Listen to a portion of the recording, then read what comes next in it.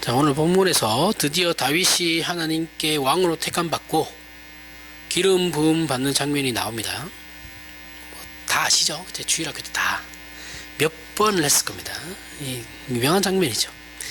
우리는 사울 왕이 폐위된 결정적인 이유가 그가 하나님을 아는 일에 크게 부족하여 더 이상 이스라엘을 하나님의 백성으로 인도할 자격이 없음이 드러나 폐위를 당했다는 걸 계속 살펴봤어요.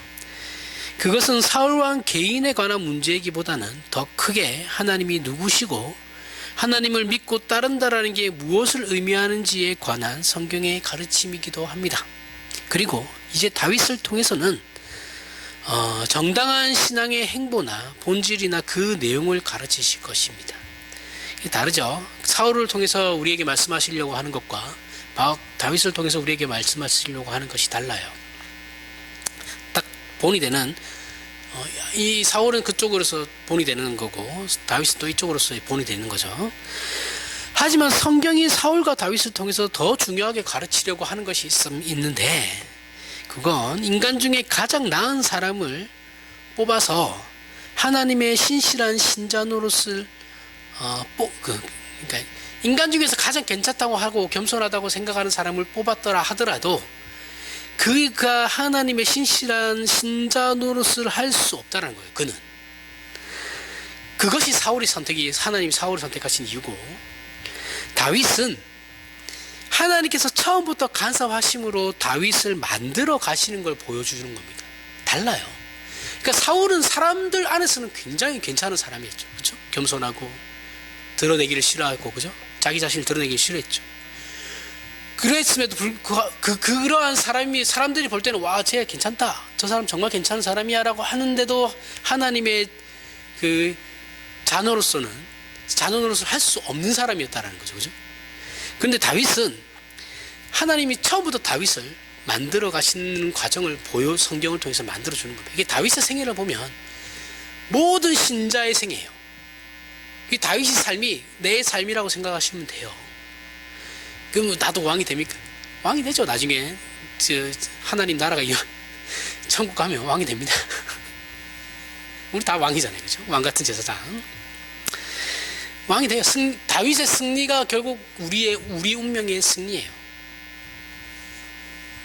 그것 때문에 다윗을 하나님께서 그거 하시는 겁니다. 다윗의 삶을 잘 보셔야 돼요. 다윗의 지금부터 이제부터 이제 다윗의 삶이 쭉 나올 건데, 다윗의 못남, 부족함, 뭐 이런 거 다 나오거든요. 인간적으로도 못났고 신앙적으로도 부족한 면들이 막 나옵니다. 그런 것들이 이제 다 우리 삶이에요. 그래서 생각하시고 들으셔야 돼요. 본문에 나오듯이 다윗은 이세가 8명의 아들이 있었는데, 뭐 8명의 아들만 있었겠습니까? 딸도 있었겠죠. 근데 이 딸들은 뭐 어차피 취급을 안 해주니까 성경은 이세 8명 아들 중에 막내였어요. 막내 아들은 보통 그냥 취급을 못 받죠. 사람 대접 못 받잖아요. 그죠? 그냥 죽을 때까지 막내죠. 다윗에 대한 사무엘의 첫인상은 뭐예요? 그의 빛이 붉고 눈이 빼어나고 얼굴이 아름답더라, 이렇게 표현합니다. 그죠? 준수하다는 뜻이에요. 정말 잘생겼다 이게 아니에요. 그런 이게 아닙니다. 준수하다, 그냥 평범하게 생겼다, 그런 거예요. 하지만 사무엘이 이세의 첫 아들 엘리압을 보고 마음에 들어했을 때 하나님께서 뭐라고 하십니까? 사무엘에게 그의 용모와 키를 보지 말라, 내가 이미 그를 버렸노라. 버렸노라라는 것은 구원에 대한 것과는 상관없는 거예요. 그 하나님께서 왕으로 택한 사람이 아니다라는 거예요. 내가 보는 것은 사람과 같지 아니하니 사람은 외모를 보거니와 나 여호와는 중심을 보느니라, 이렇게 말씀하심으로 하나님께서는 왕을 사람이나 세상의 기준으로 뽑지 않으신다라는 거예요. 사울은 누가 봐도 사람의 중심이죠. 그죠? 괜찮은 사람, 겸손한 사람, 그죠? 뒷배경이 없고 청렴 결백한 농촌에서 뭐 그런 사람이죠. 그죠? 세상의 기준을 뽑지 않으신다는 의사를 분명히 드러내셨기에 우리는 다윗이 준수해서 뽑혔다고 생각하면 안 돼요. 외모로 봤을 때는 엘리압이 최고였죠. 첫째 아들이. 근데 하나님께서 외모로 사람을 보지 않는다고 그랬기 때문에 이 다윗의 이 표현은 이 표현을 보고 다윗이 잘생겼구나, 정말 뛰어난 인물을 가졌구나라고 생각하면 안 된다라는 거예요. 그걸로 뽑으신 게 아니다라는 거죠. 그죠? 이미 그렇게 말씀하셨어요.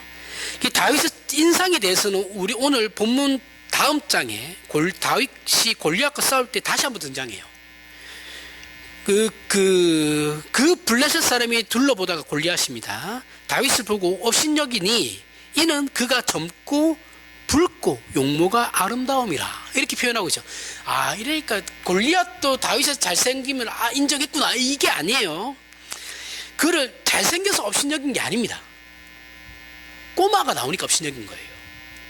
그러니까 결국 젊고 붉고 용모가 아름다움이라, 또는 앞에 그 사무엘도 그랬죠. 빛이 붉고 눈이 빼어나고 얼굴이 아름답다, 같은 표현이죠. 그죠? 젊고 붉고 용모가 아름다움, 결국 그건데, 이 말이 무슨 뜻이냐면 그냥 앳되다라는 거예요. 앳되다. 무슨 말인지 알죠? 앳되다라는 말 아시죠? 어른 티가 나지 않는다라는 거예요. 그냥 소년하구나, 애네, 애. 아직 걔가 지금으로 보면 초등학생 9학년 정도, 뭐 12살이었으니까 그죠? 그 정도 되는 거예요. 중학생. 따라서 이 문제를 가지고 처음부터 다윗이 그 외모적으로 어떤 조건이 부합해가지고 하나님께 선택받았다고 생각하면 안 됩니다. 그게 아니에요. 그게 아니다라고 얘기하고 있는 거예요. 이 문학적인 표현을 가지고 그거를 이게 사실적인 그런 생각으로 가지시면 안 됩니다. 그죠? 문학적인 표현이에요. 오늘 본문의 다윗이 기름 부음 받은 장면은 그래서 의미심장하죠. 이스라엘이라는 국가는 신정국가이고, 하나님께서는 누구를 택하면, 하나님께서 그 누군가를 택하면 그게 법이에요. 하나님이 그 법이시니까 곧. 이것은 공인받은 절대적인 방법입니다.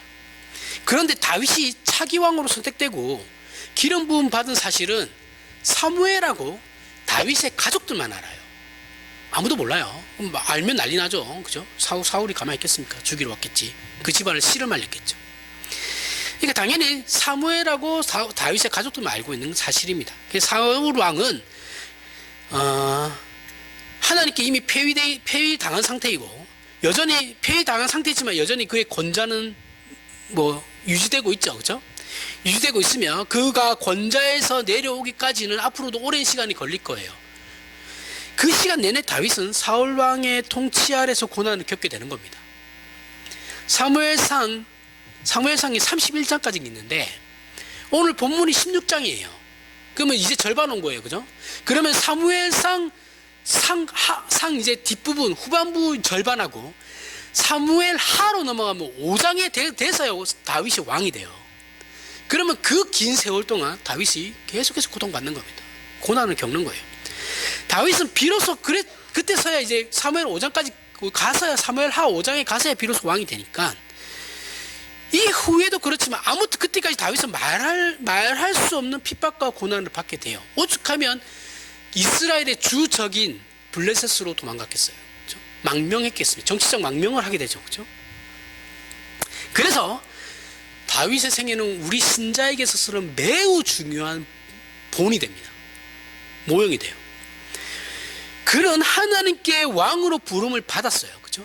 잘 생각해 보세요. 우리가 하나님의 자녀로 따지면 왕으로서 부름을 받은 자들이에요. 우리도 왕이 되는 기간까지 너무 긴 기간을 현실적인 어려움에서 왕이지만 왕의 권세를 하나도 누리지 못하죠. 우리가 하나님의 자녀로서 신자된 자로서 왕이지만 세상에서 그 왕의 권세를 누리나요? 아니죠. 우리는 세상에서 찬밥이죠. 그죠? 아무것도 아닌 존재예요.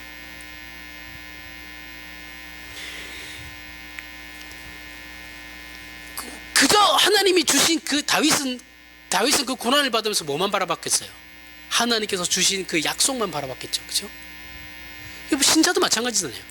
우리에게 지금 약속은 이미 주어졌고 약속은 이미 받아져 있는데 그 약속이 이루어지진 않았어요. 그죠? 이루어지기를 기다리는 거죠. 소망하면서. 다윗과 똑같아요.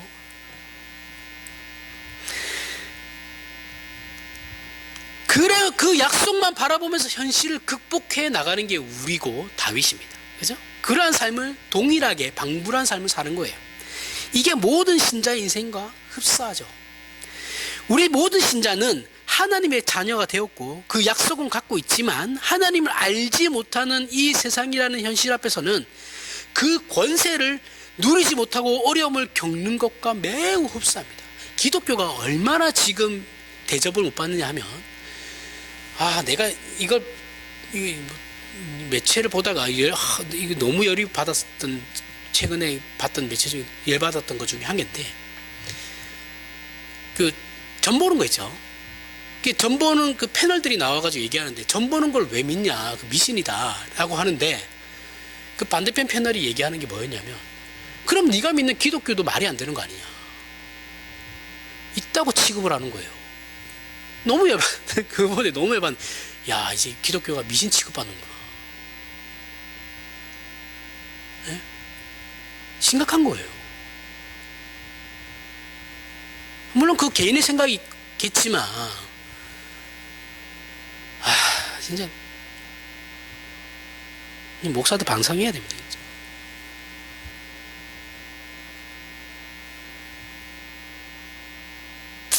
네.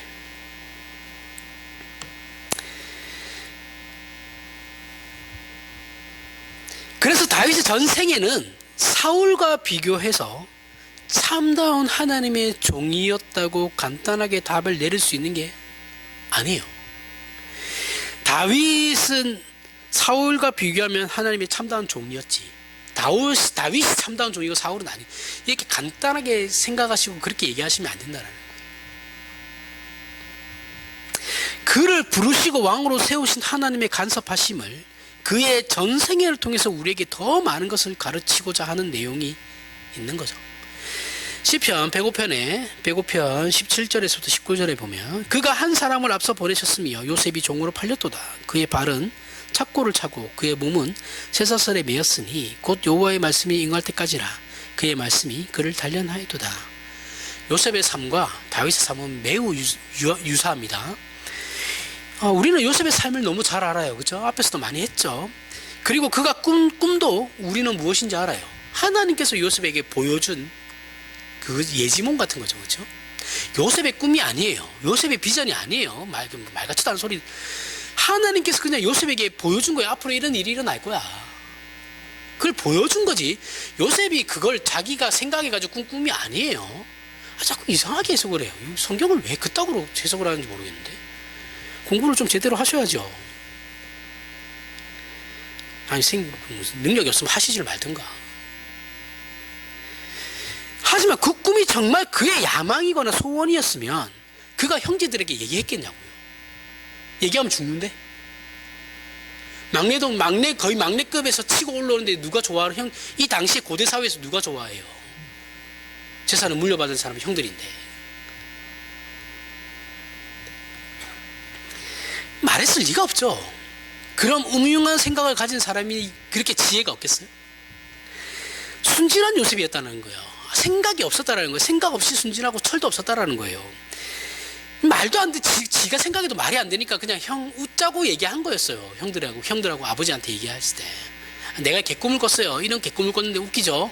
이런 개꿈을 꿨습니다. 근데 미움을 더 받은 거죠. 그러니까 생각이 있으면 그런 얘기를 안 했겠죠. 그 얘기하면 안 그래도 형들이 별로 안 좋아한다는 걸 아는데 당연히 그런 얘기하면 더 싫어하겠죠. 그러니까 그냥 생각 없이 맑은 사람이에요. 그냥 맑은 사람이에요. 그냥 아무 생각 없어요. 철대가리도 없고. 미움만 샀죠. 더. 그런 와중에 형들이 요셉을 팔아버리죠. 아버지가 요셉만 이뻐하니까. 저 철대가리도 없고 생각도 없는 놈을 뭐가 좋다고 저렇게 이뻐하는지 모르겠는데 이뻐하니까 팔아버렸어요. 애굽의 노예가 되고 거기서도 무고를 당해서 또 옥에 갇히죠. 정치범 수용소에 갇히죠. 이 편지 내용이, 이 시편 내용이 그가 옥살이한 내용입니다.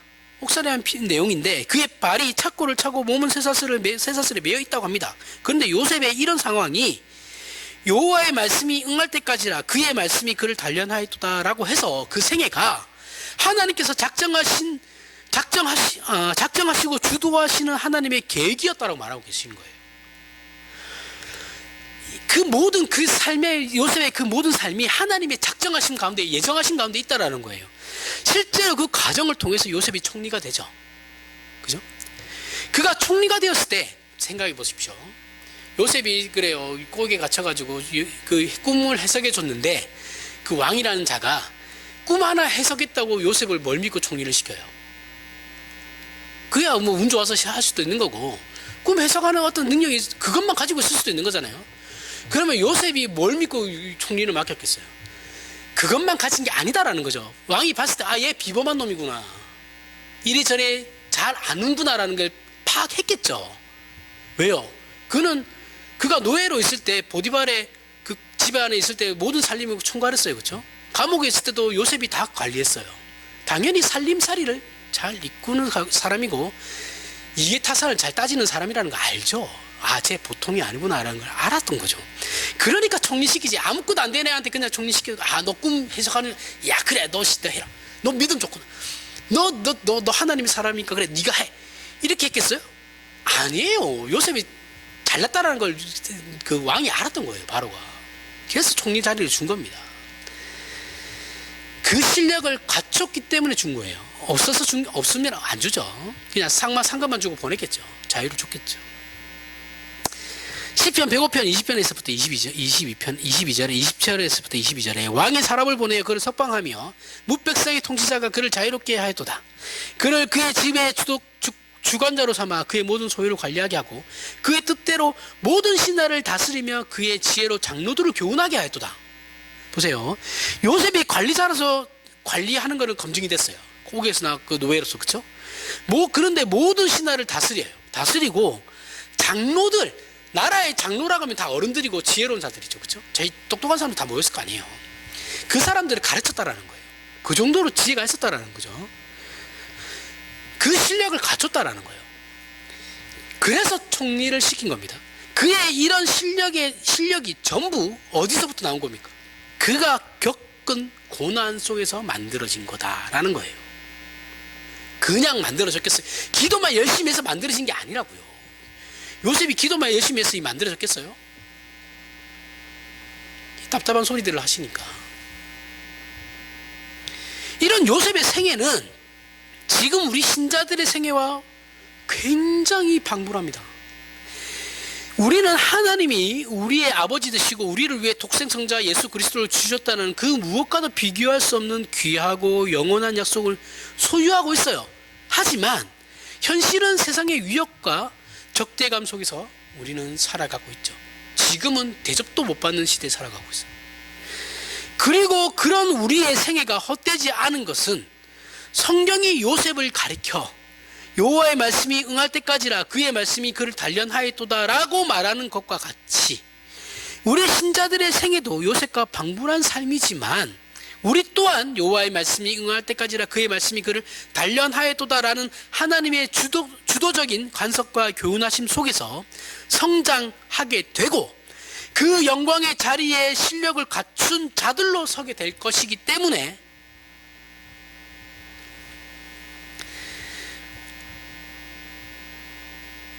이 내용은 히브리서 5장의 예수 그리스도의 생애로 다시 소개되고 있어요. 히브리서 5장 7절에서부터 10절. 그는 육체에 계실 때 자기를 죽임에서 능히 구원하실 이에게 심한 통곡과 눈물로 간구와 소원을 올렸고 그의 경건하심으로 말미암아 들으심을 얻었느니라. 그가 아들이시면서도 받으신 고난으로 순종함을 배워서 온전하게 되셨은즉 자기에게 순종하는 모든 자에게 영원한 구원의 근원이 되시고 하나님께 멜기세덱의 반차를 따른 대제사장이라 칭함을 받으셨느니라. 예수 그리스도의 생애는 우리가 깊이 묵상해야 되죠. 묵상할 필요가 반드시 있죠. 우리는 예수를 떠올리며 구원에 관한 문제에만 집중하는 버릇들이 있어요. 예수 그리스도 하면 구원만 생각해요. 물론 예수 그리스도는 우리를 구원하러 오신 분은 맞는데 예수 그리스도의 생애의 중요한 또 다른 부분에 대해서 생각을 해야 돼요. 그분께서 참 인간으로 오셔서 우리의 생애와 동일한 인간으로 살아 하나님께서 목적하신 신자된 인간의 참된 모습을 나타내 보이셔야만 했던 것도 그분의 분명한 사명이었어요. 우리와 동일한 인간으로 살았다라는 거예요. 방불한 삶을 살고 하나님께서 목적하시는 인간의 신자된 모습이 어떤 모습인가를 몸소 보여주셨다라는 거예요. 그게 구원도 중요하지만 이것도 굉장히 중요하다라는 거예요. 동일하게. 그 모습을 우리가 본받아야 되는 거잖아요. 그렇죠? 구원받은 자는 그렇게 본받아 살아야 되는 거죠. 그게 그분의 사명이 있었어요. 우리를 죄에서 구속하기 위해서 속죄 제물로만 오신 것이 아니고 동시에 신자가 어떤 존재여야 하는지를 보여주기 위해서 오신 분이죠. 모든 상황과 정황 속에서 우리와 방불한 조건 속에서 살면서 우리에게 하나님께서 목적하시는 신자의 참된 인간상과 복된 내용을 보여주시는 거예요. 직접. 그게 예수 그리스도십니다. 이걸 보이기 위해 예수께서 하신 일이 히브리서 5장에 있는 것과 같이 그는 육체에 계실 때에 자기를 죽음에서 능히 구원하실 이에게 심한 통곡과 눈물로 간구와 소원을 올렸고 그의 경건하심으로 말미암아 들으심을 얻었느니라 라고 되어 있어요. 자, 예수께서는 성자 하나님이신데 굳이 심한 통곡과 눈물과 간구와 소원 할 일이 뭐가 있겠냐 이렇게 생각할 수 있죠. 아니 예수님은 하나님이시라며 근데 왜 예수님이 그 심한 통곡과 눈물로 간구할 게 뭐가 있어? 이런 생각을 우리는 할 수 있어요. 이게 쉽지 않습니다. 자, 예수께서 한 인간으로 살았을 때 당신의 운명과 결국을 알고 계셨죠. 운명을 이미 알고 계셨어요. 알고 계셨지만 그 결국을 안다고 할지라도 근데 그 자신의 그 마지막을 안다고 할지라도 그 결국이 아직 현실이 아니죠. 현실로 온 건 아니잖아요. 현실이 아니고 여전히 약속의 과정을 지나고 있을 때라면 그때 당시의 조건이나 실력으로는 예수님이 인간이라는 걸 생각하셔야 돼요. 그걸 감당할 수 없는 것들이 많았다라는 겁니다. 자, 예수님께서 이미 자신이 죽으셔야 되고 당신님이 죽으시고 다시 부활하실 것을 알고 계셨죠. 부활하실 것을 알고 계신데 죽는데 두려움을 느낄 필요가 없다고 생각하잖아요. 우리는 아니 어차피 살아나실 거잖아. 뭘 두려워하시고 계셔 이렇게 생각하는데 예수님이 인간이셨다고요. 우리와 동일한 몸과 영혼 그 육체를 가지셨다고요. 생각도. 그러면 그러한 결국 하나님이시지만 그 결국은 미래를 알고 계시지만 그 당시에는 인간이었기 때문에 그거를 감당할 수 있는 실력이 예수님께는 없었다라는 거예요. 이해하세요? 결국은 해내셨지만 두려움이라는 것 자체가 없었다라고 생각하시면 안 된다라고요. 인간이셨다. 100% 인간이세요. 100% 인간이시고 100% 신이시 하나님이시거든요. 우리와 똑같다고요. 두려움을 느끼시고 무서워하셨다고요. 이해하시죠? 이해 못하셔도 어쩔 수 없습니다. 그러니 우실 수밖에 없는 거죠. 그죠? 예수께서 십자가상에서 하신 나의 하나님 어찌하여 나를 버리시나이까 이 말씀은 예수께서 실제로 죽음 앞에서 성부 하나님과의 분리를 고통스러워한 겁니다. 예수님이 죽으실 때 그 죽음 자체를 두려워하신 게 아니고 성부, 성자, 성령 하나님의 삼위일체 하나님은 절대로 분리될 수 없어요. 절대로 분리될 수 없습니다. 연합된 하나의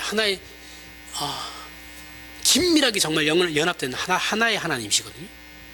독립적인 하나님이시지만 성부는 하나님은 성자 하나님 되셨고 뭐 이런 거 있잖아요. 독립적이세요. 각각이 다 독립적인데 긴밀한 연합으로 하나이신 거예요.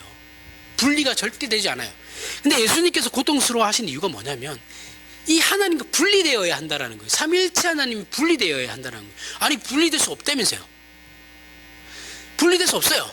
그렇다고 예수님께서 죽으셨다고 해서 삼위일체 하나님이 실제로 분리됐냐면 분리된 건 아니에요. 왜냐하면 신성은 그대로 계세요. 신성의 예수 그리스도는 성자 하나님은 그대로 삼위일체 하나님 속에 있는 것이고 육체로 오신 예수 그리스도가 죽으신 것이거든요. 신기하죠? 신성도 있고 인성도 있으신 거예요. 그러니까 우리가 죽어서 천당에 가면 천국이 아니에요. 천당에 가면 오직 한 분만 볼 수 있습니다. 부활하신 예수 그리스도만 볼 수 있어요. 성부, 성자, 성령 하나님 볼 수 없어요. 그 예수 그리스도의 신성은 우리가 볼 수 없어요. 눈에 보이지 않아요. 예수 그리스도 오직 부활하신 예수 그리스도만 인성을 가지신 그 예수 그리스도만 볼 수 있어요. 그러면은 예수 그리스도가 두 분이냐? 아니에요. 그 신성과 인성이 또 하나예요. 신기하죠? 그냥 믿으셔야 됩니다. 이거는 이해할 수 없는 부분이에요. 그냥 그렇다라는 거예요. 그런데 어찌됐든 간에 그 육신의 예수 그리스도라 할지라도 분리되는 것 자체가 굉장히 괴로우신 거예요. 말장난이고 개념의 문제도 아니에요. 실제로 참여하셔서 그런 고통의 자리까지 가신 겁니다. 그죠? 죽으심으로 말미암아 분리되어야 하니까. 예수께서 겟세마네 동산에서 내 하나님이여 만일 할만하시거든 이 잔을 내게서 지나가게 하옵소서라고 하신 기도는 예수께서 앞으로 당하실 고통이 얼마나 큰 것인지를 실제로 알고 있으신 자, 이미 알고 있기 때문에 이미 경험한 자로서의 고백이신 거죠. 그래서 그가 아들이시면서도 받으신 고난으로 순종함을 배워서라고 하시는 겁니다. 우리는 순종이라는 말을 우리가 그 말씀을 따를 것인가 따르지 않을 것인가 이런 선택의 문제로만 생각해요. 그러나 받으신 고난으로 순종함을 배워서, 자, 여기서 순종은 말씀대로 하겠다라는 것이고 그 말씀대로 그 과정과 그 일들을 겪으신 것을 말하는 겁니다. 예수께서 이 땅에 오셔서 인생의 고난을 받으셨어요. 죄의 유혹을 받고 인간의 연약함을 그분께서 실제로 겪으신 겁니다. 이 모든 걸 순종으로 감수하셨어요. 그 감수하심에서 하나님 아버지에 대한 순종을 더 깊이 배우셨다라는 겁니다. 하지만 예수께서 순종하셔서 이 과정을 감수하는 것에만 순종이 있는 게 아니라 우리와 동일한 처지와 인생에 동참하신, 내가 살아가는 그 삶을 예수께서도 그대로 살아가셨다라는 것, 그 삶에 동참하셨다라는 거예요. 하심으로 그 고난을 통해서 죽음에서 구원하실 하나님을 붙드는 방법을 예수께서 배우셨다라는 겁니다. 이게 지금 우리에게 모범이 된다라는 거예요. 본이 된다라는 거예요. 아, 우리가 예수 그리스도께서 저렇게 하셨듯이 우리도 그렇게 하면 되는 거구나. 그렇게 그걸 보여주시는 거예요. 야, 너네 어떻게 하나님을 섬기는지 잘 모르겠지. 그럼 나를 보고 따라와. 내가 하는 대로 하면 돼. 그걸 보여주시는 거예요. 굉장히 중요한 겁니다. 그래서 예수께서는 그 뒤에 나오는 온전하게 되셨은즉 자기에게 순종하는 모든 자에게 영원한 구원의 근원이 되시고 하나님께 멜기세덱의 반차를 따른 대제사장이라 칭함을 받으셨느니라. 자, 이렇게 우리의 대제사장이 되시는 거예요. 자, 우리는 왕 같은 제사장이죠, 그죠? 제사장이 있고 대제사장이 있어요. 이스라엘에도 그렇죠. 대제사장이 있죠. 그 이유는 뭐예요? 그분은 완전한 하나님이시면서 동시에 완전한 인간이시기 때문에 그런 겁니다. 당신님께서 직접 겪어보셨기 때문에, 하나님은 신이셨기 때문에 우리의 삶을 모릅니다라고 우리가 핑계할 수 없어요. 왜요? 예수님이 오셔가지고 인간의 삶을 살아보셨기 때문에, 죽음도 경험해 보셨기 때문에, 슬픔과 아픔도 외로움도 다 겪어보셨기 때문에 우리가 더 이상 하나님 앞에 어떤 핑계를 할 수 없어요. 우리가 누군지를 너무 잘 알아요. 인간이란 존재에 대해서 너무나도 잘 아는 겁니다. 그래서 예수 그리스도가 하나님과 우리 사이의 중보자가 되는 거예요. 하나님은 성부 하나님은 잘 모르실 거예요. 그래서 성자 하나님이 중간에서 어떻게 해요? 쟤네들이 원래 저런 존재예요. 하나님 아시잖아요. 내가 겪어봐서 알잖아요. 하나님 아버지 내가 겪어봤잖아요. 그러니까 좀 이해 좀 해주십시오. 이렇게 중간에서 예를 드는 겁니다. 중간에서 예수님께서 그렇게 우리의 편을 들어주시는 거예요.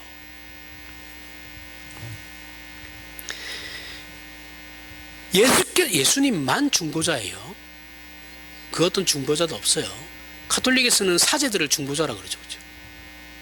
아세요? 카톨릭에서는 신부들이 중보자예요. 근데 아니에요. 사람은 중보자가 될 수 없습니다. 절대 될 수 없어요. 그래서 고해성사를 하는 거잖아요. 중보자기 때문에. 아닙니다. 중보자는 예수 그리스도 한 분밖에 없고, 그래서 우리는 중보기도라는 말을 쓰면 안 돼요. 우리는 중보할 수 없어요. 그냥 협력기도, 합심기도라고 하면 돼요. 그럼 좋은 말이 있는데 왜 중보기도라는 말을 써요 도대체?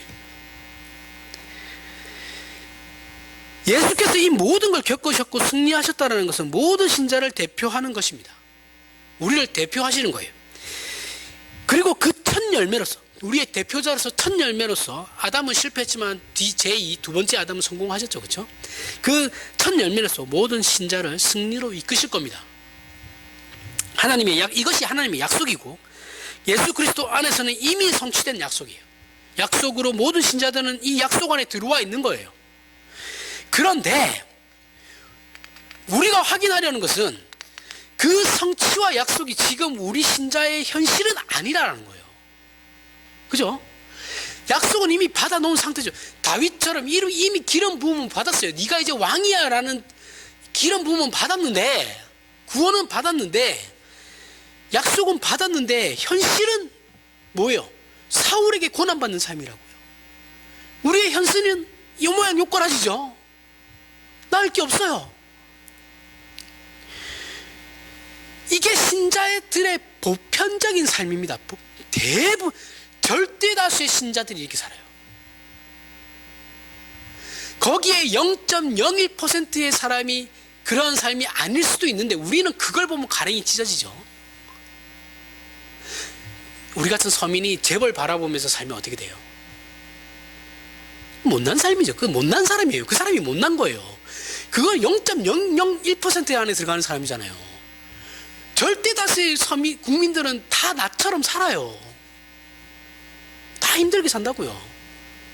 그냥 그게 그거인 것처럼 살아요. 그냥 오늘 하루 먹고 사는 걸로 살아요.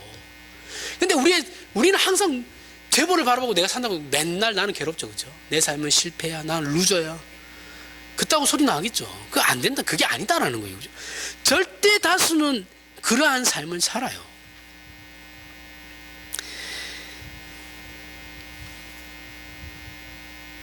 그래서 우리가 신자들이 어떤 생각을 합니까? 우리의 시험거리가 뭐예요?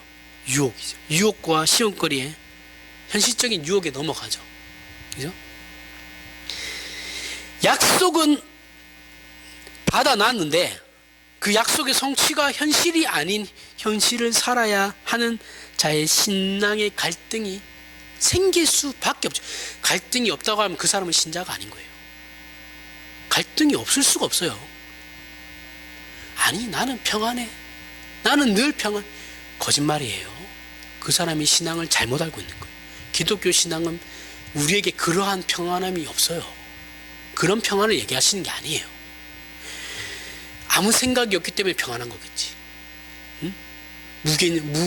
무지성이니까 편안하겠죠. 나라가 어떻게 돌아가든 사람들이 어떻게 살든 내 주변 사람들이 어떻게 살든 자기는 아무 생각이 없으니까 자기 혼자 편하고 행복한 거예요.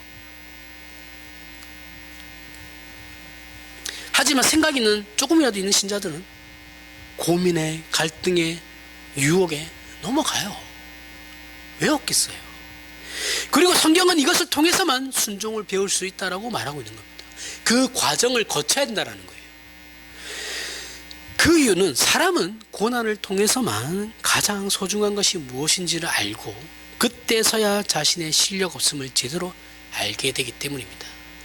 다윗이 골리앗을 죽일 때 그 확고한 신앙과 나중에 다윗이 밧세바 사건이 일어난 뒤에 다윗을 보면 그 신앙이 천지 차이예요. 앞에 다윗은 그냥 아나무인이에요. 아무 생각 없는 다윗이에요. 다윗이 밧세바 사건을 겪고 나서야 진짜 하나님을 알게 돼요. 나중에 그거는 계속 할 겁니다. 제가 어디선가 들은 얘기인데 사람이 나이가 들면 많은 경험을 통해서 인생에 대한 이해가 깊어지죠. 그죠? 뭐 생각 없는 사람들은 그대로일 수도 있는데 그 불쌍한 사람이에요. 나이가 들었는데 나이가 못하는 거 되게 불쌍한 거거든요. 그게 그래서 그 깊어지는데 대표적인 것 중에 하나가 뭐냐면 정답은 말할 필요가 없다라는 거예요. 다른 사람들에게 정답을 얘기할 필요가 없다라는 거예요. 사람은 정답을 몰라서 못하는 게 아니다라는 거죠. 정답을 알지만 실행할 또는 그것을 지킬 실력이 없다라는 거예요. 기독교 안에 웬만한 신자들은 답을 다 알아요. 그럼에도 제가 늘 얘기하잖아요. 담임 목사를 찾아와서 상담 받으려고 하는 건 뭐예요? 목사님, 내가 이러한 어려움을 겪고 있는데 내가 거기에 대한 답을 모르는 건 아니지만 그래도 내 편에서 얘기를 한번 들어봐 주십시오 라고 해서 찾아오는 거잖아요. 거기다 갖다 대고 니는 왜 그렇게 사냐 이따구로 얘기하면 식물나죠. 안 와요 담임 목사한테.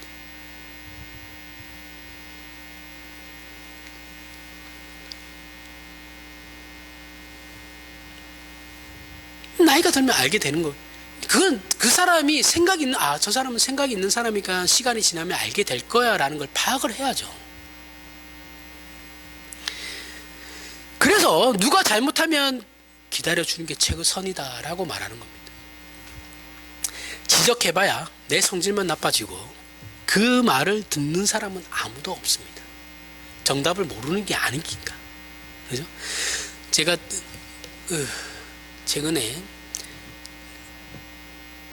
그 어떤 청년인가 청년 신자가 얘기하는 걸 들었는데 교회를 나가기 싫대요. 왜 나가기 싫냐 그랬더니 담임 목사님 설교 본문만 보면 담임 목사님이 무슨 설교를 할지를 다 알겠대. 나갈 필요가 있냐 라는 거예요. 아무 말도 못했습니다. 뭐라고 해야 돼요? 거기 그 목사님이 공부를 안 하시는 거죠. 거기 대고 너희 담임 목사님 공부 좀 하라 그래 이렇게 얘기할 수는 없잖아요. 모르는 게 아니라고요. 사람은 그리고 남의 말을 안 들어요. 그죠? 남의 말 들으면 실패하는 사람 아무도 없습니다. 다 지 고집대로 사니까 그런 거지. 특히 목사들은 남의 말 안 듣거든요. 내가 제일 잘났거든.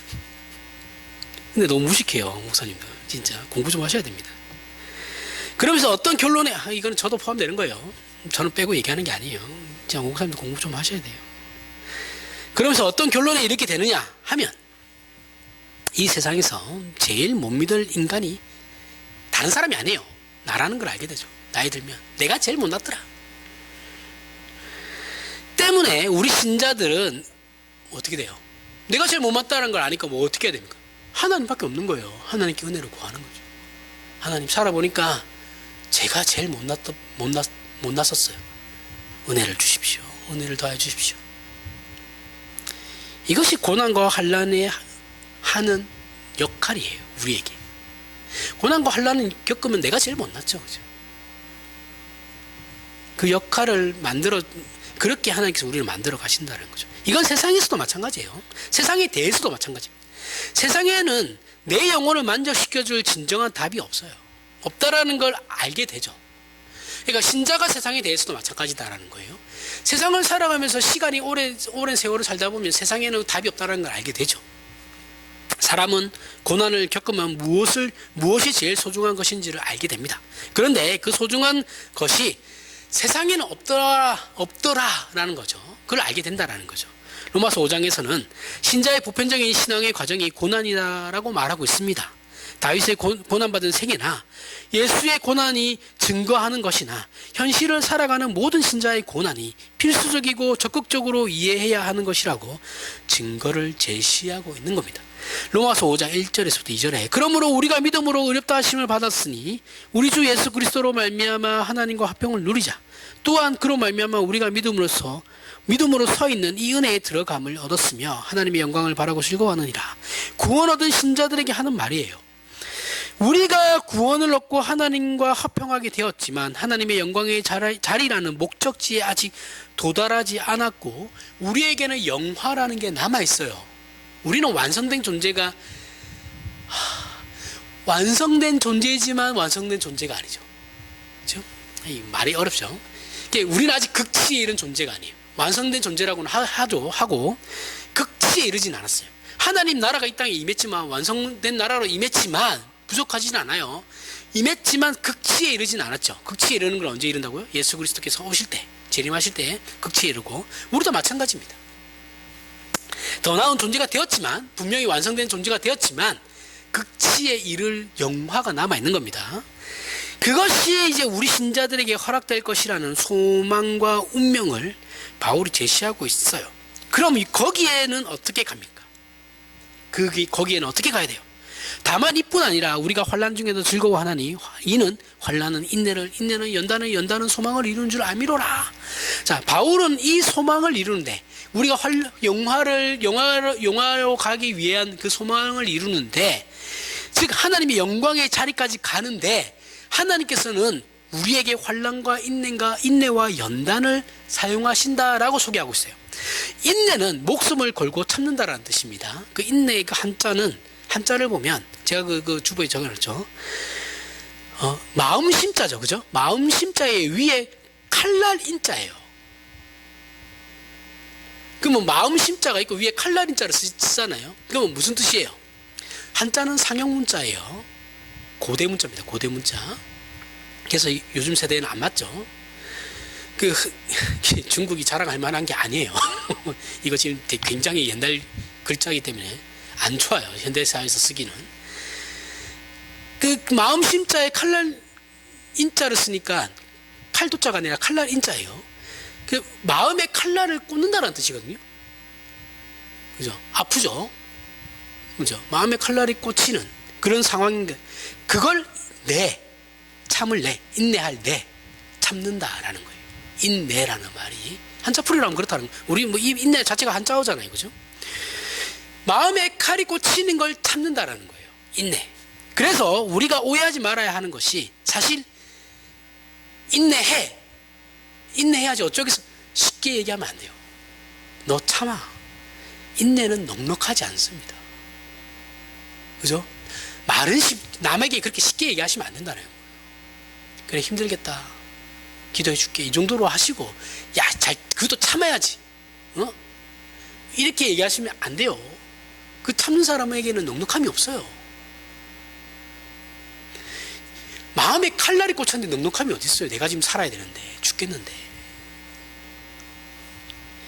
우리의 신앙 현실에서 우리가 신앙으로 갈등하고 있다면 그게 인내하는 겁니다.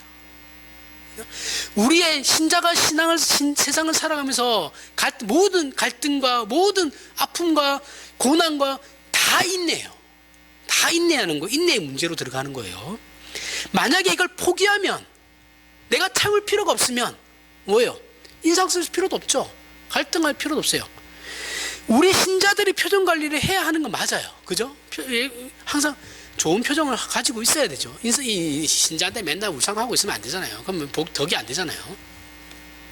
최소한 예배당에 교회당에 올 때도 미소 정도는 지을 수 있어야 됩니다.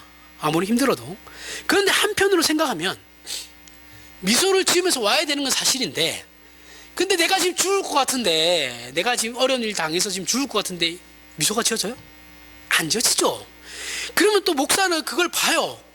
그럼 보면서 무슨 생각을 하겠어요? 힘든 일이 있구나 라고 생각을 하겠죠. 뭔가 진지하고 어떤 어려운 일이 닥쳐서 진지한 어떤 갈등과 고민거리가 있겠구나 라는 것을, 신앙의 어떤 고민들이 있구나 라는 것을 내가 생각하겠죠. 목사도 그걸 하고 있다라는 또 방증이기도 하죠. 나는 내가 신자인데, 신자가 아니면 고민할 필요가 없죠. 신자기 때문에 어떠한 문제 때문에 고민하는 게 보여요. 그러면 저 사람 참 신앙적으로 고민하고 있구나. 이것도 좋은 거야. 그건 또, 그죠? 미소를 지어야 되는 건 사실인데 어려움을 겪어서 고민하고 있는 표정이 또 드러나면 그건 또 내가 보고, 목사 입장에서는 고민하고 있으니까 다행이다. 고민 안 하면 문제인데, 그럼 이거 뭐 어쩌라는 거예요? 그죠? 어쩌라고요? 인상 쓰고 올까? 미소 지으면서 올까? 인상 쓰면서 어쩌라고 하는 겁니까? 라고 생각이 들죠? 이게 생각이 당연히 들겠죠. 어쩌라고요? 나도 모르겠어요. 그래서 어려운 겁니다. 그래서 신앙이 진짜 어려운 거예요. 쉽다라고 얘기하면 안 돼요. 뭐가 쉬워요, 뭐가? 우리는 예수를 믿으면 외적으로는 힘들고 어렵더라도 마음만은 넉넉할 줄 알았는데, 그죠? 예수 믿으면 평안해진다니까, 평화를 얻는다 그러니까, 화평하다 그러니까, 마음이 편안해질 줄 내 환경은 뭐 개차반이더라도 내 마음만큼은 편할 줄 알았는데 개뿔? 아니죠. 더 힘들어요. 매일매일을 조마조마하게 살아갑니다. 그죠? 끝없는 자기 방송과 끝없는 자책이 시달려요. 또 하나님은 왜 이렇게 나를 어려운 가운데 그냥 두시는가라고 하면서 하나님의 그 신실하심에 대해서 의심하기 시작합니다. 그럼에도 우리가 하나님의 자녀이고 하나님의 간사하심을 받고 있다는 증거는, 그렇게 불안하고 그렇게 아닌 것 같으면서도 그럼 너 신앙을 포기할래 했을 때는 그렇지는 또 못하다라는 거죠. 그 신앙을 포기하지는 못해요. 그 다음에 연단은 경험을 말하는 것이거든요. 인내하고 있잖아요. 그죠? 인내하고 있으면서 내가 그 힘들고 어려움을 겪어요. 겪으면 어떻게 돼요? 경험이 쌓이죠. 그죠? 그 안 좋은 일들에 대해서 경험이 쌓여요. 연륜이 이제 쌓여가면서 경험도 쌓이는 거죠. 그러한 일들에. 그죠? 그걸 연단이라고 하는 겁니다. 연단. 겪어봐서 알아요. 그죠? 겪어봐서 그게 어른이죠. 그래서 어른인 거예요. 아이들 아무리 20대가 많은 걸 알고 있다고 해도 어른일 수 없는 건 겪어보지 않았기 때문에 그런 거예요. 그거는 시간이 지나야지만 해결이 되는 거거든요. 그래서 경험이라는 건 20대 젊은 애들이 지네들이 뭐 잘났다고 얘기하겠지만 절대 그렇지 않다라는 거예요. 삶이 지네들 아는 것처럼 그렇지 않다라는 거예요. 인생이. 네, 그래서 겪어봐서 알고 세상이 또 그렇다라는 걸 알죠. 아, 세상은 원래 그런 거야 라는 걸 알고, 그리고 내가 누군지를 알죠. 나이가 들었는데도 자기 자신이 누군지를 모르면 굉장히 불쌍한 겁니다. 이것도 심각한 거예요. 내 안에 있는 믿음과 소원들은 내가 의지적으로 이해하여 작정한 것이 아니라 하나님께서 주신 것이다라는 것도 알아요. 하나님의 은혜가 필요하다는 것을 반드시 알게 됩니다. 생각 있는 신자면 다 알아요. 하나님께서 그 아들을 우리에게 주셨어요. 이것은 오늘 본문에서 다윗이 기름 부음 받은 것과 비교할 수 없을 정도로 큰 약속이고 증거입니다. 다윗은 사무엘이 와서 하나님의 약속인 기름을 부었어요. 근데 우리는 그게 다윗이 받은 최고의 약속이에요. 근데 우리는 받은 약속이 뭐예요? 성자 하나님께서 직접 오셔가지고 우리에게 약속을 하시면서 자신의 목숨을 내놓으신 거예요. 이게 비교가 되겠어요? 비교가 안 되죠. 이걸 비교하려고 하면 안 됩니다. 비교조차 할 수 없는 더 큰 약속을 우리가 받은 거예요. 그리고 더 큰 증거를 우리가 가지고 있어요. 비교가 안 되는 거예요. 근데 우리는 다윗을 부러워하죠. 그러니까 자기가 받은 구원이 뭔지를 모르는 거예요. 그러니까 다윗이 부러운 거예요. 끊임없이. 모세가 부럽고 다니엘이 부럽고 엘리야가 부러운 거예요. 제발 그게 아닙니다. 우리 신자의 인생은 궁극적으로 그래서 실패하지 않아요. 이런 말씀을 통해서 우리 신자들이 힘을 얻고 견디며 나아가다가 어느 날 뒤를 돌아보면 우리의 믿음이 자신도 모르게 성장했다는 걸 알게 됩니다. 그렇죠? 내가 매일 그냥 하루하루 충실히 살아가다 보면 그러다가 뒤를 돌아봤을 때 10년 전에 내 모습과 지금의 나의 모습이 너무 다르죠. 알게 되는 거죠. 내가 성장해 왔구나. 내가 성장했구나.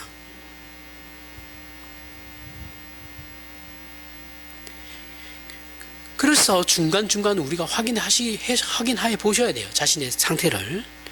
이 일로 인하여 우리는 하나님의 인도하심과 일하심의 기이함을 믿음을 가지고 지켜보고 기다리며 인내해야 하는 것이죠. 그러면 우리가 다윗이 나중에 승리한 것을 알고 요셉이 총리가 된 것을 알다시피, 그죠? 다윗도 결국은 승리하고 요셉도 결국은 총리가 돼서 승리해요. 그걸 통해서 그들의 운명을 알듯이 그와 방불한 인생을 살아가고 있는 우리의 운명도 그 증거를 제시한 하나님께서 우리의 생애를 승리와 찬송의 자리로 인도할 것도 알게 되는 것입니다. 그죠? 다른 거 다 필요 없습니다. 그들을 보면 돼요. 그들의 그 마지막이 우리의 마지막이 될 겁니다. 그 과정을 믿음으로 이겨내시고 감사로 누리시는 저와 여러분이 되길 바랍니다. 기도하겠습니다. 하나님 아버지, 은혜를 감사합니다. 하나님의 자녀가 되고 자녀로 산다는 것의 귀함을 확인했습니다. 우리의 현실은 환난과 고난일 수 있으나 그것이 우리를 깊고 넓게 만든다는 사실 또한 믿습니다. 그 아들을 아끼지 아니하시고 주신 하나님께서 어찌 그 아들과 함께 모든 것을 은사로 주시지 아니하겠습니까? 다윗을 승리케 하시고 요셉을 승리케 하신 하나님께서 그 아들로 말미암아 우리도 승리케 하실 것을 우리가 믿습니다. 이 믿음을 우리가 가졌으니 현실의 어려움으로 인하여 우리가 울고 애통해야 하는 일이 있을지언정 우리의 믿음을 놓는 일이 없게 하시고 그 승리로 향해 나아가는 하나님의 간섭의 기이함도 확인하는 우리의 생애가 되게 하여 주시옵소서. 예수님 이름으로 기도합니다. 아멘. 우리 일어나셔서